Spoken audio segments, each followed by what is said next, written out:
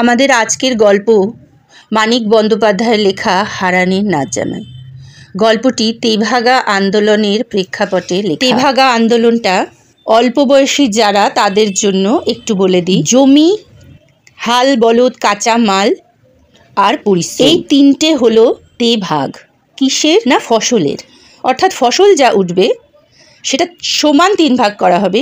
জমি যার তার 1 ভাগ, হাল বলদ কাঁচামাল যার তার 1 ভাগ, আর পরিশ্রম যে করবে তার 1 ভাগ। অর্থাৎ চাষির ক্ষেত্রে অন্তত 1 ভাগ দিতেই হবে।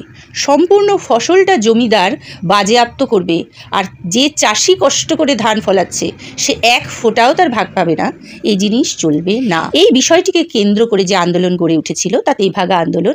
আমাদের গল্পে বর্ণিত ভুবন মণ্ডল সেই তেভাগা আন্দোলনের একজন নেতা, যার নেতৃত্বে চাষিরা একজোট হয়ে তেভাগা আন্দোলনে অংশগ্রহণ করেছিলেন। গল্পে বর্ণিত। গল্পে বাজিমাত করে গেছেন কিন্তু ময়নার মা চরিত্রটি। একটু ভালো করে খেয়াল করবেন আপনারা। আশা করি গল্পটা আপনাদের ভালো লাগবে, কারণ গল্পটা চমৎকার, অতি অপূর্ব সুন্দর একটি গল্প। সবার উপরে মানুষ সত্য, তাহার উপরে নাই। মানুষকে নিয়ে সমাজ, সমাজের জন্য মানুষ নয়। তাই কোনটা ন্যায়, কোনটা অন্যায়, কোনটা পাপ, কোনটা পুণ্য, কোনটা অপরাধ, কোনটা নিরপরাধ, সব কিছুই নির্ভর করে মানুষের মঙ্গলের প্রাধান্যের ওপর। Hello viewers, welcome to my channel UB story and poetry and welcome to my program গল্পদিদার আসর। গল্পদিদার আসরে আজ আমরা শুনছি মানিক বন্দ্যোপাধ্যায়ের লেখা হারানের নাচ জামাই। আজ প্রথম পর্ব। মাঝ রাতে পুলিশ গায়ে হানা দিল। সঙ্গে জোরদার চণ্ডী ঘোষের লোক কানাই ও শ্রীপতি, সঙ্গে কয়েকজন লেঠেলও ছিল। কনকনে শীতের রাত, বিরাম বিশ্রামহীন ঊর্ধ্বশ্বাসে 3টি দিন রাত্রি এক টানা ধান কাটার পরিশ্রমে পুরুষেরা অচেতন হয়ে ঘুমোচ্ছিল। পালা করে জেগে ঘরে ঘরে ঘাঁটি আগলে পাহারা দিচ্ছিল মেয়েরা। শাঁখ আর উলুধ্বনিতে গ্রামের কাছাকাছি পুলিশের আকস্মিক আবির্ভাব জানাজানি হয়ে গিয়েছিল। প্রায় সঙ্গে সঙ্গে পুলিশ সমস্ত গাঁ ঘিরে ফেলবার আয়োজন করলো। হারানের ঘর থেকে ভুবন মণ্ডল সরে পড়তে পারত, উধাও হয়ে যেত।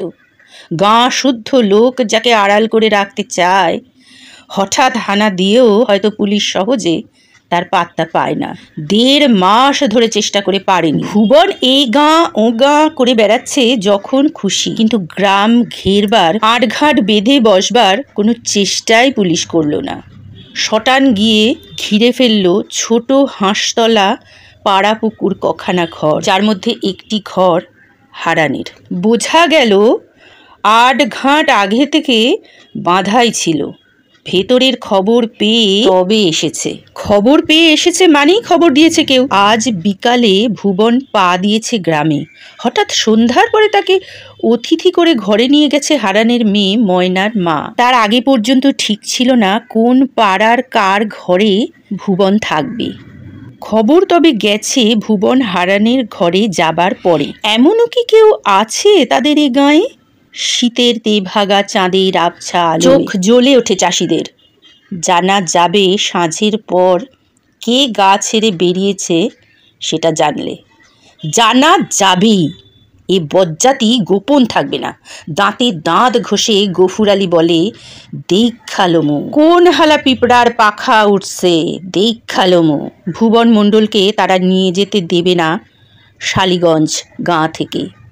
গাঁয়ে গাঁয়ে ঘুরছে ভুবন এত গ্রেপ্তারি ওয়ারেন্টকে কলা দেখিয়ে। কোনো গাঁয়ে সে ধরা পড়েনি, আর শালিগঞ্জ থেকে তাকে পুলিশ নিয়ে যাবে?